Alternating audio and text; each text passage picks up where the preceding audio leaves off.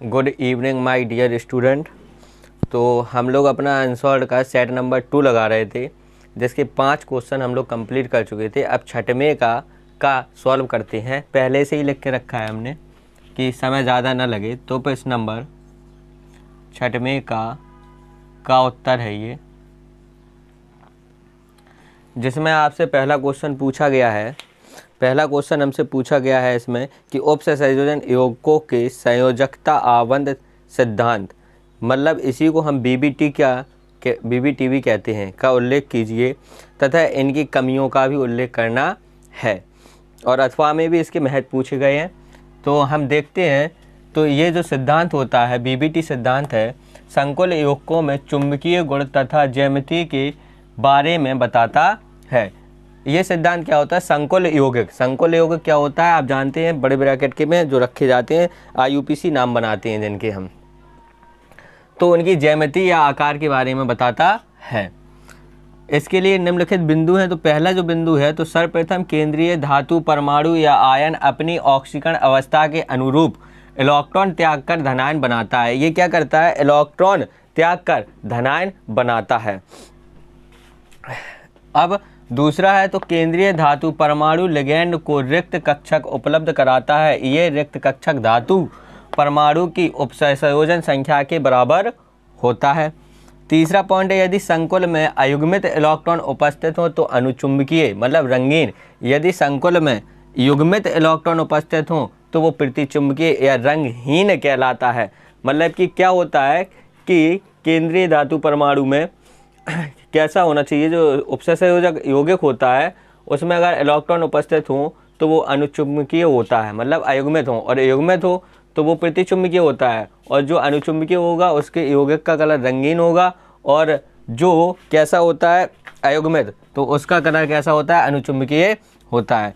उसी में आपसे कमियां पूछी गई। तो इसकी फर्स्ट कमी है, जो इस सिद्धांत के द्वारा उपसंयोजक यौगिकों के स्पेक्ट्रम की व्याख्या नहीं की जा सकती है। जो कक्षक होते हैं, ऑर्बिटल्स होते हैं, उनकी ये व्याख्या नहीं कर सकते हैं। दूसरा जो हमसे पॉइंट पूछा गया है, दूसरा है, ये इस तथ्य को भी स्पष्ट नहीं कर सकता कि लिगैंड प्रबल या दुर्बल क्यों होता है। इसके बारे में स्पष्टीकरण नहीं कर पाई। ये भी इसकी एक कमी पाई जाती है। अब दूसरी जो इसकी कमी है, ये कमी क्या है?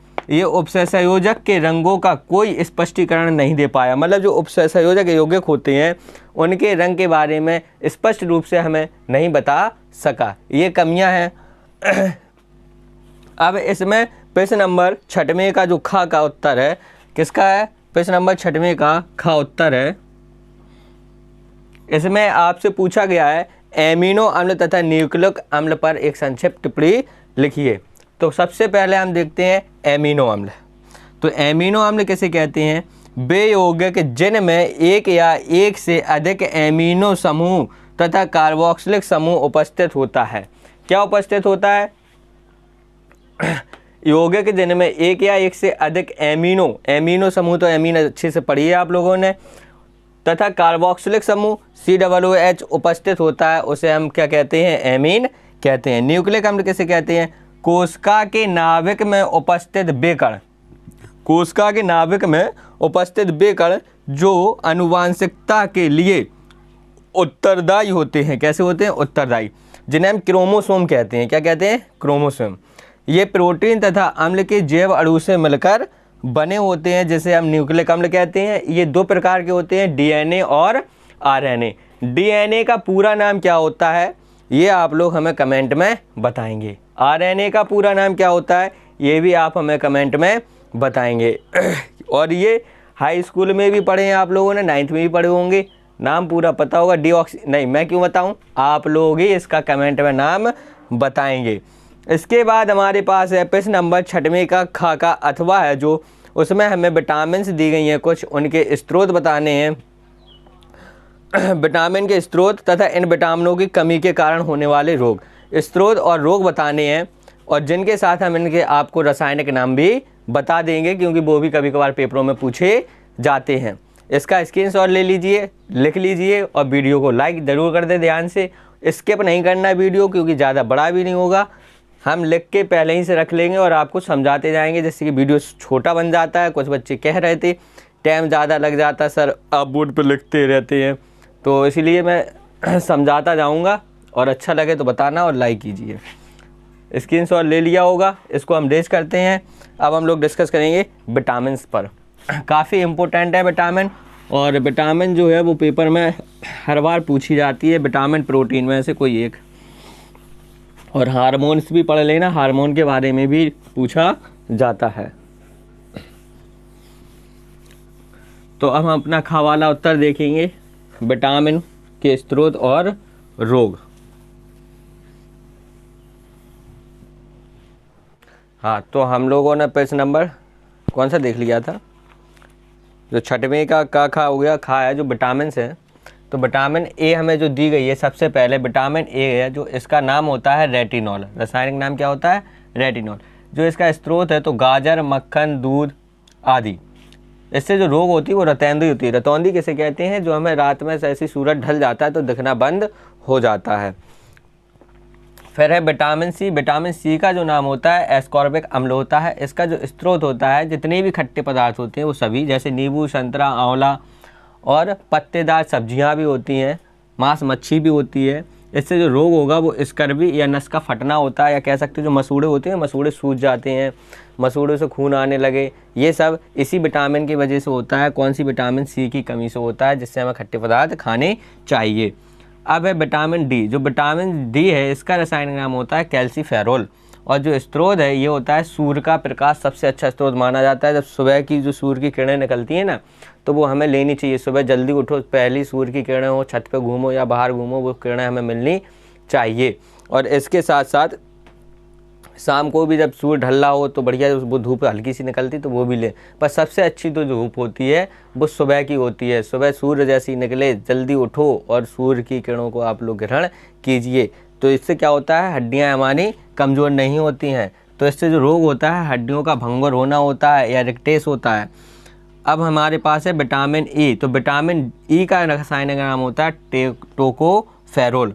इसका स्रोत होता है अंकुरित गेहूँ, वनस्पति आदि। अंकुरित गेहूँ मतलब रात को फूलने डालने, जैसे चना है वो भी डाल सकते हो, मूंग की दाल है, अंकुरित हो जाती है, फिर उसको सुबह आपको खाना है और बढ़िया सूर्य का प्रकाश भी लेना, मतलब कि सूर्य की जो किरण है वो भी किरण, तो डी की भी कमी पूरी होगी और आपकी ई की भी हो जाएगी। रोग होता है तो प्रजनन शक्ति क्षय हो जाती है। जो प्रजनन शक्ति होती है वो हमारी कैसी हो जाती है? कम हो जाती है। अब है हमारे पास विटामिन के। तो विटामिन के का जो रासायनिक नाम होता है इसका होता है फाइलोक्विनोन। इसका स्रोत है हरी सब्जियां, टमाटर, मछली भी आ जाती है। और जो रोग है, इससे जो रोग होता है वो होता है रक्त का थक्का ना बनना। विटामिन के की कमी से क्या होता है? अगर आपको चोट लग जाए तो खून बहता ही रहेगा, बंद नहीं होगा, काफ़ी देर तक बहता रहता है। तो आपको इन सब्जियों का ध्यान रखना है कि क्या क्या हमें खाना है। विटामिन के, तो हमारी 4 विटामिन 5 विटामिन पूरी क्लियर हो चुकी हैं। ए सी डी ई के, ए सी डी ई के, यही है। 5 हैं। कितनी है? 5। 1 2 3 4 और 1 5, एक एक नंबर के हैं। इसके नीचे आपको एक क्वेश्चन दिया गया है, अणुसूत्र C4H8O2 वाले कार्बोनिक यौगिक का जब तनु सल्फ्यूरिक अम्ल से जल अपघटन कराया जाता है। क्या कराना है? जल अपघटन कराना है। जो है फॉर्मूला दिया गया है, इसको हमने एस्टर बना लिया। क्या बना लिया? एस्टर। देखो कार्बन कितने हैं? 4, 1 2 और 1 2 2 जे 4, ऑक्सीजन 2 हाइड्रोजन 8 जल अपघटन कराना है किसकी उपस्थिति में? H2SO4 तनु सल्फ्यूरिक अम्ल। तो हमें प्राप्त हुआ एस्टिक अम्ल और C2H5OH एथिल एल्कोहल। ए और बी 2 प्राप्त हमें हो गए हैं। आगे वो कह रहा है तब कार्बोक्सिलिक अम्ल ए तथा एल्कोहल बी। देखो एल्कोहल हमें क्या प्राप्त हुई? बी, और कार्बोक्सिलिक अम्ल क्या प्राप्त हुआ? ए प्राप्त हुआ। वेरी गुड, प्राप्त हुआ। इसके बाद पूछ रहा है बी को क्रोमिक अम्ल के साथ ऑक्सीकृत कराने पर। जो बी हमें प्राप्त हुआ है एल्कोहल, इसे क्रोमिक अम्ल की उपस्थिति में ऑक्सीकृत कराना है तो हमें एस्टिल्डिहाइड और जल प्राप्त होगा। क्या प्राप्त होगा? एस्टिल्डिहाइड और जल। तो आपने निकाल लिया होगा। साथ ऑक्सीकृत कराने पर कार्बोक्सिलिक अम्ल ए प्राप्त होता है। कार्बोक्सिलिक अम्ल हमें क्या प्राप्त होता है? ए प्राप्त होता है। ए को P2O5 फास्फोरस पेंटाऑक्साइड के साथ गर्म करने पर जो ए है उसे हमें फास्फोरस पेंटाक्लोराइड के साथ गर्म करना है। जो ए है एसिटिक अम्ल, इसका हमें क्या करना है, फास्फोरस पेंटाऑक्साइड के साथ गर्म करेंगे तो हमें प्राप्त होता है, क्या होता है, गर्म करने पर इस अम्ल का एनहाइड्राइड सी प्राप्त होता है। एनहाइड्राइड हमें क्या प्राप्त होगा, सी प्राप्त होगा, और जल भी प्राप्त होगा। एनहाइड्राइड सी प्राप्त होता है, क्लियर है। एनहाइड्राइड का जल अपघटन कराने पर, मतलब जो हमें एनहाइड्राइड प्राप्त हुआ है सी, इसका हमें जल अपघटन कराना है H2O से। जल अपघटन कराने पर पुनः अम्ल ए प्राप्त होता है, पुनः अम्ल ए प्राप्त होता है। देखो एसिटिक अम्ल ए है जो, वही हमें प्राप्त हुआ कि नहीं हुआ, हुआ, पुनः ए प्राप्त होता है। तो ए बी सी को पहचानिए तथा उनसे संबंधित रासायनिक समीकरण लिखिए। देखो ए और बी और सी तीनों को आप पहचान गए, बहुत सरल है। इसमें रिएक्शन 2-3 जुड़ के दी जाती हैं और ऐसा हर एक सेट में आपको मिला है। पहले सेट में भी हमने डिस्कस किया था, इसमें भी हमें मिला हुआ है। अब लिखा है निम्नलिखित को कैसे प्राप्त करेंगे, इसका आप स्क्रीनशॉट ले सकते हैं। अब हम लोग बनाएंगे रासायनिक समीकरण, जो कि हर एक सेट में मिलेंगे और मिले भी हैं, हमें 1-1 नंबर के होते हैं। ठीक है, तो डिस्कस करते हैं, इसका स्क्रीनशॉट लीजिए, फिर उन रासायनिक समीकरणों को हम बनाते हैं। लाइक जरूर ध्यान से करते रहें और जो छोड़ा है उसे कमेंट में बता दिया करें।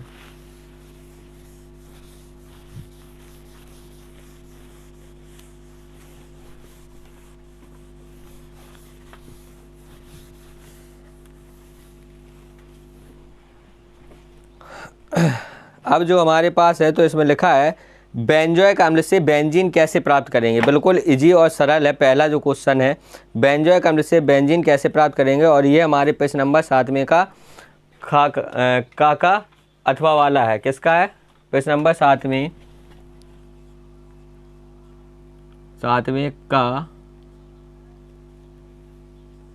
का उत्तर।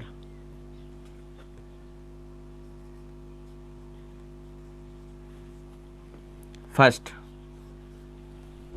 हाँ, तो जो हमारे पास हो चुकी थी पहली रिएक्शन है, तो बेंजोइक अम्ल से बेंजीन कैसे प्राप्त करेंगे। तो ये बेंजोइक अम्ल का हम सोडियम हाइड्रोक्साइड से क्रिया करवाएंगे क्यूप्रस ऑक्साइड की उपस्थिति में, तो हमें सोडियम क्या प्राप्त हो जाएगा, बेंजीन प्राप्त हो जाएगी। जो दूसरी है, इसमें हमसे पूछा गया है थैलिक अम्ल से थैलीमाइड, तो थैलिक अम्ल की अमोनिया से क्रिया करवाएंगे तो हमें प्राप्त होगा थैलीमाइड। तीसरी वाली है जो इसमें लिखा हुआ है बेंजल्डिहाइड में एम नाइट्रोबेंजीन से क्रिया कराएंगे तो क्या प्राप्त होगा, मतलब कि नाइट्रिक अम्ल की बेंजोइक अम्ल से सल्फ्यूरिक अम्ल की उपस्थिति में क्रिया करवाएंगे तो हमें नाइट्रोबेंजल्डिहाइड तथा जल प्राप्त होता है। अब चौथी है जो इसमें हमसे पूछा गया है बेंजीन से बेंजल्डिहाइड, तो बेंजीन में हम कार्बन मोनोऑक्साइड और हाइड्रोक्लोरिक अम्ल निर्जल एल्युमिनियम क्लोराइड की उपस्थिति में क्रिया कराएंगे, मतलब इसकी और इसकी जब हम क्रिया करवाएंगे निर्जल एल्युमिनियम क्लोराइड की उपस्थिति में तो हमें प्राप्त होगा बेंजल्डिहाइड। नीचे दिया गया बेंजल्डिहाइड से रजत दर्पण कैसे प्राप्त करेंगे, तो बेंजल्डिहाइड में जो टॉलन अभिकर्मक होता है या सिल्वर ऑक्साइड की क्रिया करवाते हैं तो हमें रजत दर्पण, Ag को ही, सिल्वर को ही हम रजत दर्पण कहते हैं। क्या कहते हैं, रजत दर्पण। यहाँ तक सभी का क्लियर होगा। अब इसमें पूछा गया क्यूमेन से, 7वें का जो खा उत्तर है, प्रश्न नंबर 7वें का खा का उत्तर है क्यूमेन से फिनोल प्राप्त करने के लिए अभिक्रिया का रासायनिक समीकरण हो गया हमारा। इसमें कुछ पूछा गया जो हमें फिनोल प्राप्त हुई है, तो इसमें हम क्यूमेन से फिनोल प्राप्त करने की अभिक्रिया, तो जो क्यूमेन है ये क्या है, क्यूमेन से फिनोल हमें प्राप्त करना है तो हमने ऑक्सीकृत कराया और फिर हमने हाइड्रोजन की क्रिया करवाई तो हमें जाके फिनोल प्राप्त हुआ। और फिनोल की क्रिया फिर हम किससे कर देते हैं, जिंक चूर्ण से। पहला जो हमें क्वेश्चन दिया गया है फिनोल की क्रिया हमें जिंक चूर्ण से करानी है, फिनोल की क्रिया जिंक चूर्ण से करानी है। तो अच्छे से पता है सभी को कि बेंजीन प्राप्त होगा और जिंक ऑक्साइड प्राप्त होता है, ये पहला पूछा गया है। दूसरा वाला है जो पूछा है सांद्र नाइट्रिक अम्ल से करानी है, तो फिनोल की जो है फिनोल की अभिक्रिया हमें HNO3 से करानी है। तो बस बहुत अच्छे से पता है, एक बार ऑर्थो में NO2 लगा दो और एक बार पैरा में लगा दीजिए बस। ऐसी रिएक्शन हम लोग पहले सेट में भी बनाई हैं और कई बार हमने ऑफलाइन क्लास में भी आप लोगों को बताया हुआ है। सॉरी, ये ऑर्थो है और इसमें पैरा पे लगा दीजिए बस, ऑर्थो मेटा पैरा। फिर है ब्रोमीन जल से करानी है। तीसरा जो हमसे पूछा गया है, ब्रोमीन जल से फिनॉल की क्रिया है जो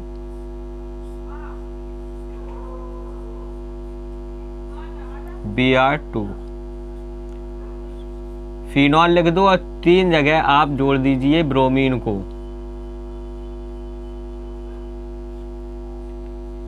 Br, Br और Br, 1 2 3 4 5 6, 1,3,5 ट्राई ब्रोमोफिनॉल इसका नाम हो जाएगा। और सबके नीचे आपको नाम लिखना है, ये चीज़ हम पहले ही से आपको बता चुके हैं। अब हमारा इसके नीचे एक और दिया गया है, निम्नलिखित पर संक्षिप्त टिप्पणी लिखनी है। जल गैस से मेथनॉल का औद्योगिक निर्माण, चित्र की कोई आवश्यकता नहीं है। सुक्रोज के एल्डिहाइड, किण्वन से एथेनॉल, किण्वन विधि है सुक्रोज से, चीनी का सूत्र अच्छे से पता ही होगा, और एथेनॉल के अनुप्रयोग। 3 क्वेश्चन है बस, और इसमें कुछ भी नहीं दिया गया, आप लोग अच्छे से कर लेंगे। इसके जो 2 रासायनिक समीकरण है वो बता दे रहा है, और एथेनॉल के उपयोग आप लोगों को अच्छे से पता है कहाँ कहाँ प्रयोग किया जाता है। ठीक है, इसको आप स्क्रीनशॉट ले लीजिए। हो गया होगा, इसको हम रेस कर देते हैं। जो प्रश्न नंबर 7वें का खाका हमारा जो दूसरा उत्तर है, तो इसमें दिया गया है जल गैस से मेथनॉल का औद्योगिक निर्माण, चित्र की कोई आवश्यकता है नहीं। तो जल गैस हम किसे कहते हैं? CO+H2, ये हमारी जो होती है इसी को हम जल गैस कहते हैं। क्या कहते हैं? जल गैस। और प्लस H2 की क्रिया किसकी उपस्थिति में? CuO और ZNO से हम जब कराते हैं तो हमें प्राप्त होता है CH3OH, मेथनॉल। क्या प्राप्त होता है? मेथनॉल। दूसरा पूछा गया सुक्रोज के अल्कोहल का किण्वन विधि से किण्वन से एथेनॉल का निर्माण। तो जो सुक्रोज है दूसरा वाला है, सूत्र होता है C12H22O11। जल अपघटन कराना है तो H2O, इसके ऊपर लिखेंगे इन्वर्स एंजाइम, तो हमें प्राप्त होता है C6H12O6 ग्लूकोज और प्लस फ्रुक्टोज, C6H12O6। तो ग्लूकोज में कौन सा समूह उपस्थित होता है और फ्रुक्टोज में कौन सा समूह उपस्थित होता है, ये आप लोग हमें बताएंगे। C6H12O6 ग्लूकोज और फ्रुक्टोज, ग्लूकोज और एक है हमारे पास फ्रुक्टोज। अब हमें करना क्या है कि फ्रुक्टोज को उठाना है, C6H12O6, और उपस्थिति कर देंगे जाइमेज की। किसकी? जाइमेज की। तो हमें प्राप्त हो जाता है, क्या प्राप्त करना है? एथिल अल्कोहल बनाना है, तो हो जाता है C2H5OH प्लस CO2। यहाँ पे हमें जाके प्राप्त हो जाता है एथिल अल्कोहल। अब एथेनॉल के अनुप्रयोग मतलब उपयोग पूछेगा, एथिल अल्कोहल का उपयोग कहाँ किया जाता है?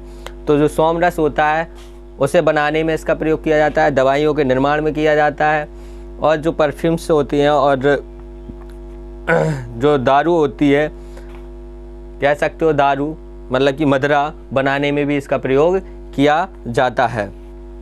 तो हमारा सेट नंबर जो 2 है वो पूरा ख़त्म हो चुका है। अब हम चर्चा करेंगे सेट नंबर तीसरे पे, जो हम अपने नेक्स्ट वीडियो में बात करेंगे सेट नंबर 3 के बारे में। और वीडियो अच्छा लगा हो तो लाइक कर देना, कमेंट कर देना और शेयर भी करते रहें, दोस्तों तक पहुंचाते रहें, उनका भी उद्धार हो जाए। और पढ़ाई का बहुत ज़रूरी है और आप लोग अच्छे से पढ़ें, इंटर के बाद भी आपको अच्छे से मेहनत करनी है। ठीक है, तो मिलते हैं अपने नेक्स्ट वीडियो के साथ।